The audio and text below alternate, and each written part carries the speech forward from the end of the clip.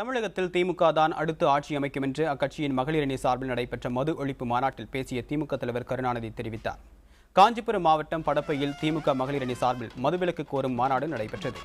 கனிமொழி தலைமையில் நடைபெற்ற இந்த மாநாட்டில் மு.க.ஸ்டாலின் உள்ளிட்டோர் பேசினர். மாநாட்டின் நிறைவாக பேசிய திமுக தலைவர் கருணாநிதி தமிழ்நாட்டில் சட்டமன்றம் செயல்படாத நிலையில் இருப்பதாக குறிப்பிட்டார்.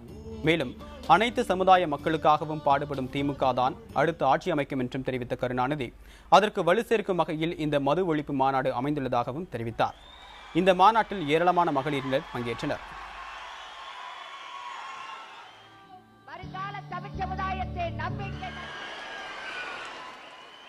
நாம் தான் பெரியாரின் சீடரே, அப்படிப்பட்ட நாம நம்மை விட்டு வேறு யாரும் ஆட்சி அமைக்க முடியாது கூடாது என்ற அந்த உறுதியோடு நாம் இன்றைக்கு தொண்டாற்றி கொண்டிருக்கின்றோம்.